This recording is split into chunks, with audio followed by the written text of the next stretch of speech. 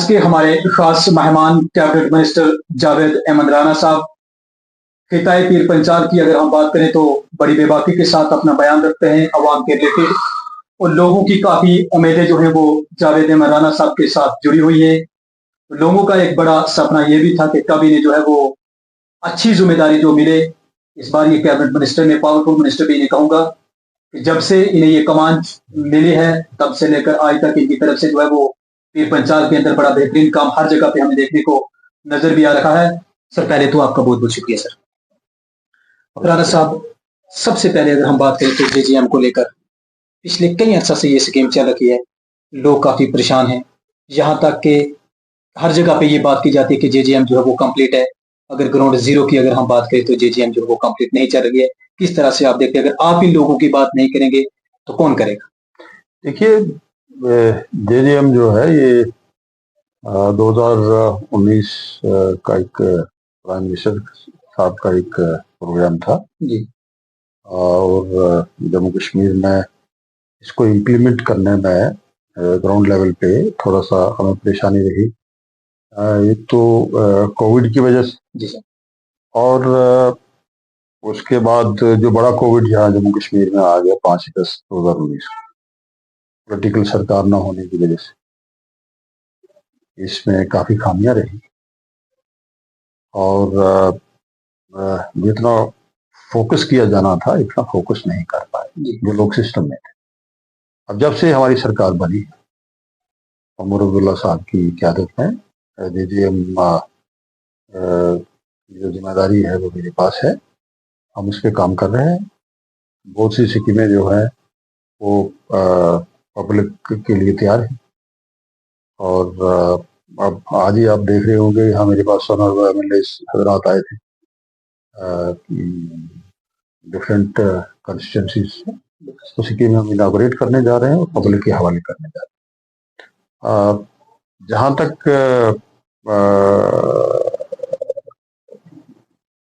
Internal problem Jammu Kashmir में इस वक्त है और खासकर कंडी एरिया में और पीर पंजाल में, मैं ये कहूँगा कि मसलसल यहाँ बारिशें ना होने की वजह से और जो माहौलियाती तब्दीली जो हुई है, क्लाइमेटिक चेंजेस जो हुई है ग्लोबल लेवल पे, और हमारे यहाँ भी उसका बड़ा असर रहा है। ग्राउंड वाटर जो है वो काफ़ी कम हो गया है और आप देख रहे होंगे कि अभी मुझे पुलिस से फोन आए कि हमारे काफ़ी जो है बोरवेल उठाई हो गए जी। तो उसका एक सिलसिला ये जा रहा है कि एक तो हमने जो है बाफर मकदार में जो हमने हैंड पंप्स निकाले जी, वो भी एक रीजन है। जो हमारे वाटर सोर्स थे, नेचुरल वाटर सोर्स, वो ड्राई हो गए और पानी का सिस्टम भी एक ऐसा सिस्टम है कि एटीएम है, उसमें कुछ डालेंगे एटीएम में तो निकलेगा। हमारा कंसेप्ट जो मैं कहना चाहूंगा, जो मेरे मन में है, मैं ये कहूंगा, मैं अपील करूंगा जम्मू कश्मीर के लोगों को और पर्टिकुलरली जो कंडी एरियाज हैं और पीर पंजाल के लोग जो हैं, कि हमने कभी इस तरफ देखा नहीं कि पानी को, वाटर को कैसे कंजर्व किया जाएगा, जो पानी को कैसे बचाया जाएगा, इसकी तरफ हमारा कोई ध्यान ही नहीं है। हम हमेशा ये चाहते हैं कि गवर्नमेंट जो है पानी पहुंचाए, पानी होगा तो गवर्नमेंट पहुंचाएगी। अब मेरा अपनी जो कंस्टिट्यूंसी मेंढर है, वहाँ 99% लिफ्ट में है, वहाँ ग्रेविटी में पानी कोई नहीं और लिफ्ट में आपके बोरवेल जो है वो ड्राई हो रहे हैं, तो पानी कहाँ से आएगा? तो मैंने एक डिपार्टमेंट को ये हदायत दी है कि नया एक प्लान हम शुरू करने जा रहे हैं, तो for conservation of water conservation पे, जिसमें मेरे फॉरेस्ट डिपार्टमेंट का भी है और आरडीडी है और मेरा ट्राइबल डिपार्टमेंट है और जल शक्ति डिपार्टमेंट। हम वाटर पिट्स और आपका ये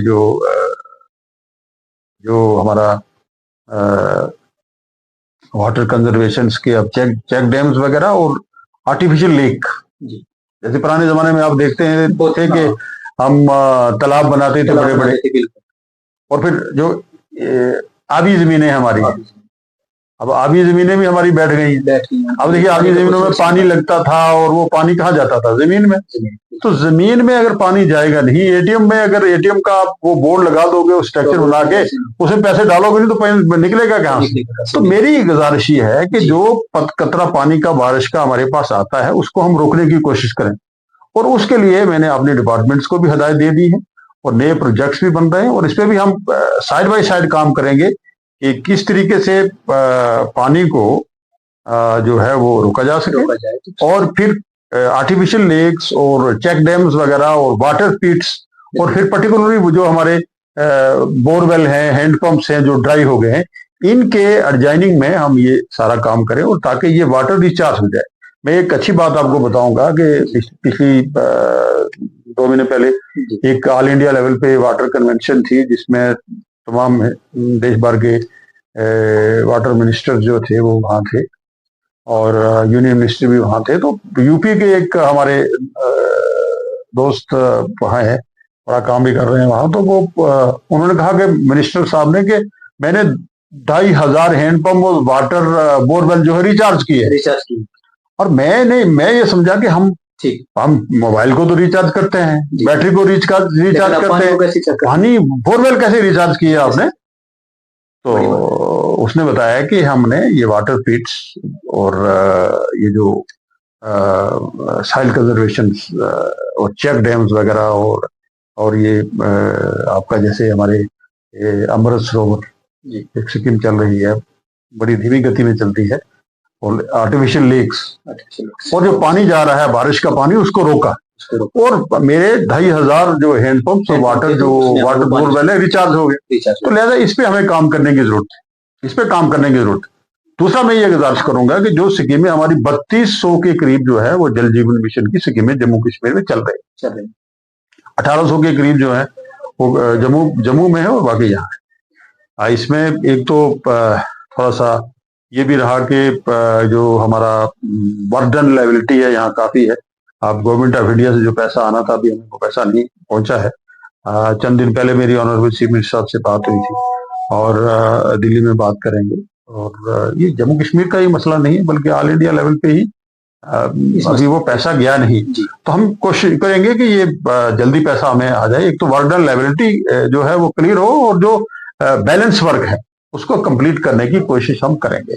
और दूसरा हम ये भी करेंगे कि जो इसकी एक्सटेंशन के लिए हमने गवर्नमेंट ऑफ इंडिया को रिक्वेस्ट कर दी है, इसमें जल जीवन मिशन में हम एक्सटेंशन भी मांगेंगे, और लेफ्ट आउट जो एरियाज हैं उनको भी इंक्लूड करने की कोशिश करेंगे, ताकि हर घर जल का जो प्राइम मिनिस्टर साहब का जो नारा है, जो उनका स्लोगन है, उसको कंप्लीट करें। और ऐसा भी जम्मू कश्मीर की सरकार जो है वो उमर अब्दुल्ला साहब की क़यादत में जो सरकार चल रही है वो कोशा है, और हम चाहेंगे कि लोगों की फैसिलिटी के लिए, लोगों की सहूलियत के लिए हर मुमकिन कोशिश की जाए। फॉरेस्ट डिपार्टमेंट की कमांड भी आपने संभाली हुई है। 1 मंथ बिफोर अगर हम बात करें तो रियासी के अंदर एक ऐसा वाकया पेश आता है कि जहाँ पे 2 महीने एक गरीब फैमिली जो है वो वहाँ पे अपना घर बनाती है। जब उनके घर का काम शुरू होता है तो उससे पहले डिपार्टमेंट की तरफ से उन्हें कोई नोटिस नहीं दिया जाता कि क्या ये फॉरेस्ट लैंड है या नहीं। जब वो अपना मकान बना के कंप्लीट कर देते हैं, उसके बाद उन्हें घर से बेघर कर दिया जाता है। क्या देखिए, ऐसे इश्यूज हमारे सामने आते रहते हैं, जो हमारे नोटिस में आ जाते हैं जी, उन पे एक्शन होता है। और आज भी मैं ये कहूँगा कि फॉरेस्ट राइट एक्ट जो है वो पूरी तरीके से इम्प्लीमेंट नहीं हुआ जम्मू कश्मीर में। और मैंने असेंबली में भी ये कह दिया था कि जहाँ कोई बैठा है उसको उठाएगा नहीं, और नए किसी को आने नहीं दिया जाएगा। वही पॉलिसी लेके हम चल रहे हैं, और जहाँ जहाँ कोई हमें ऐसी शिकायत मिलती है उस पर जरूर कार्रवाई की जाती है उन लोगों के खिलाफ जो ऐसे लोगों को तंग करते हैं और डिस्प्लेस उस जगह से करते हैं। तो कुल मिला के मैं यही कहूँगा कि इस वो लोग जो जिनका कोई ठिकाना नहीं है, और जिनका बचौना जमीन है और छत जगह आसमान है, इन लोगों के लिए एक पॉलिसी बना के हमें बराबर के लिए इनकी सेटलमेंट के लिए जो है सरकार के सामने एक पॉलिसी प्लान है। इंशाअल्लाह गवर्नमेंट जो है उस पर काम कर रही है, और परमानेंट सेटलमेंट के लिए नोमैड जो दरबदर की जिंदगी बसर करते हैं उन पे जो है वो कार्रवाई की जाएगी उस अमल में। काली कठुआ में भी एक इशू आया लोगों की बात, तो मैंने मेरे ऑफिस ने कंसर्न डीसी से बात की थी। उन लोगों को वहां से डिमोलिशन जरूर हुई है, लेकिन दूसरी जगह पे उनको एडजस्ट कर दिया गया है। तो ये जहाँ की हमें खबर मिलती है और जहाँ लोगों को परेशान, ऐसे लोगों को किया जाता है निहत्थे और बेसर सामान्य की हालत में जो लोग हैं, उनकी मदद के लिए सरकार हमेशा जो है वो खड़ी रहती है। एक आखिरी सवाल मेरा आपसे रहेगा, मैंने राजौरी में भी आपसे ये सवाल किया था सीजनल टीचर का, आपने कहा था सीजनल लफ्ज जो है इसको हटा दिया जाए क्योंकि इनके लिए हम कोई अच्छी पॉलिसी जो है उसके लिए इनके लिए ढूंढेंगे। तो उनकी भी काफी उम्मीदें हैं कि मुझे फोन कॉल भी उनके आ रहे थे कि राणा साहब के साथ जब भी आपका इंटरव्यू का तो हमारी बात जरूर करना सर। उनको अब देखिए, मैं कोशिश कर रहा हूँ कि भाई सीजनल टीचर है, ये एजुकेशन डिपार्टमेंट के पास है, और हम कोशिश कर रहे हैं कि ये सीजनल टीचर जो है इसको ट्राइबल डिपार्टमेंट ही देखे। ये गवर्नमेंट ऑफ इंडिया को एक प्रपोजल हम भेज रहे हैं। और दूसरा जो सीजनल टीचर का जो आपने कहा था, इसका जो इनका पीरियड है उसके लिए जो कंसर्न ऑनरेबल मंत्री साहिबा है उनको भी मैंने रिक्वेस्ट की थी, और अमरुदुल्ला साहब को भी रिक्वेस्ट की थी। इंशाल्लाह कोशिश करेंगे कि उनका जो पीरियड है वो हम थोड़ा सा बढ़ाएं, उसमें 9 महीने का पीरियड करेंगे और वो सीजनल टीचर नहीं रहेंगे। राजौरी पहुंच की सड़कें, वहां के हॉस्पिटल क्या बेहतरी की तरफ आएंगे? हाँ, इंशाल्लाह, बिल्कुल बिल्कुल हम काम कर रहे हैं, हमारा फोकस उसी पे है। अब जम्मू कश्मीर की अवाम ने उमर अब्दुल्ला साहब को एक बड़ा मैंडेट दिया है। वो इसमें बड़ी मुश्किलात हैं सिस्टम को चलाने में, वो आप समझ सकते हैं क्या क्या रुकावटें आ रही हैं। स्टेट जो है वो इक़्तिसादी तौर पे जो अपने पाँव पे खड़ी नहीं है, हमें हर चीज़ के लिए दिल्ली की तरफ रुजू करना पड़ता है। और दिल्ली कितना दिलदारी दिल्ली जो है वो कितने दिल वाले हैं, ये वक्त ही साबित करेगा। अब नया दौर है, तो हम कोशिश करेंगे कि इस पे जहां तक भी मुमकिन हो सका इस सिस्टम को अपग्रेड करने में जम्मू कश्मीर उमर अब्दुल्ला सरकार जो है वो काम कर रही है, और आने वाले टाइम में इंशाल्लाह आपको काफी फर्क महसूस होगा। 6 मंथ पहले आपकी पार्टी की तरफ से ये एक ऑर्डर बना था कि जिसमें आपको भी अटैच किया गया था, उसमें उसके हेड भी आप रखे गए, रिजर्वेशन को लेकर वो ड्राफ्ट तैयार किया गया, और किस तरह से आप देखते हैं क्योंकि वो 6 मंथ अब कंप्लीट हो चुके हैं, अब वो ड्राफ्ट आपने शो भी करना? देखिए, वो मेरे ख्याल में ड्राफ्ट कंप्लीट है, वो कैबिनेट को सबमिट किया जाएगा, और कैबिनेट उस पर क्या फैसला लेती है उसके बाद आपको सामने आएगा। यूथ राजौरी पहुंच की आपको बहुत प्यार करती है, दिल से चाहती है कि राणा साहब जब राजौरी के अंदर जाते तो बड़े पैमाने पे वेलकम होता है। यूथ के लिए खास मैसेज आपकी तरफ से? अब मेरी दुआएं यूथ के साथ हैं, और मैं समझता हूं कि वो इस सिस्टम को आगे ले जाने में और उनका एक बड़ा योगदान है। मैं ये भी कहूँगा यूथ को कि वो मेहनत करें, जिस फील्ड में भी है वो मेहनत करें, और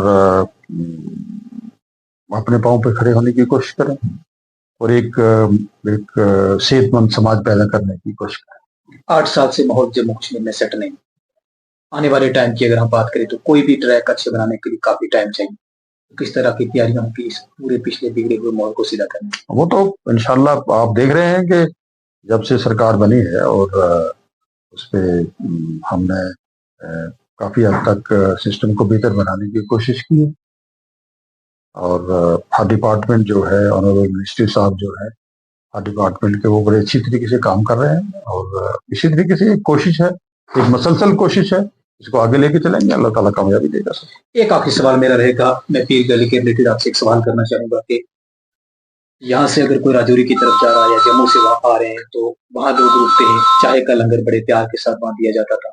आप थोड़ा सा माहौल जो है वो आपकी क़यादत में वहां पे चेंज होता हुआ दिखा है, क्योंकि ज़ियारत का सिस्टम जो है वो 25% वाला। अब उसको और बेहतर करेंगे इस सिस्टम को, क्योंकि वो रोड बनने से, पीर पंजाल और पार्लियामेंट्री सीट बनने से, और इस रोड पे काफ़ी लोड है, रोड BRO को चलेगी, और मैं समझता हूँ कि जितने भी हमारे रूट्स हैं ये इनको बेहतर किया जाएगा, और खासकर जो मुगल रोड है और ये शाहरा जो है इसको अपग्रेड करने के लिए, और इस पे जो ये लोगों के लिए फैसिलिटीज की बात है वो इंशाल्लाह प्रोवाइड करेंगे। मैंने अपने डिपार्टमेंट को भी, फॉरेस्ट डिपार्टमेंट को भी कहा है, और ट्रैवल डिपार्टमेंट भी इस पे एक्सरसाइज कर रहा है, वो दोनों डिपार्टमेंट मिलकर इंशाल्लाह। शुक्रिया सर, काफी आपका बिजी शेड्यूल चल रहा था सर, टाइम देने के लिए आपका बहुत बहुत शुक्रिया। ये थे मेरे साथ कैबिनेट मिनिस्टर जावेद एहमद राणा साहब की, जिनमें फॉरेस्ट डिपार्टमेंट की कमांड जो है वो भी इनके पास है, और वहीं पे जल शक्ति डिपार्टमेंट की। और काफी सवाल जो थे वो मेरे डिपार्टमेंट के रिलेटेड रहे, जहाँ पे गरीब लोगों को काफी मुश्किल थी। जो सवाल आप लोगों के थे वो मैंने राणा साहब से किए। राणा साहब ने बड़ी बेबाकी के साथ उन सवालों के जो है वो जवाब रखे कि हम 24 घंटे जो है वो लोगों के लिए अवेलेबल है, और जहाँ पे लोगों को मुश्किल आ रही है उनकी मुश्किल को जो है वो समझा जाएगा। फिलहाल दोस्तों दीजिए अपने मेजबान शौकत चौधरी को इजाजत। मिलेंगे अगली पेशकश में। खुदा हाफिज।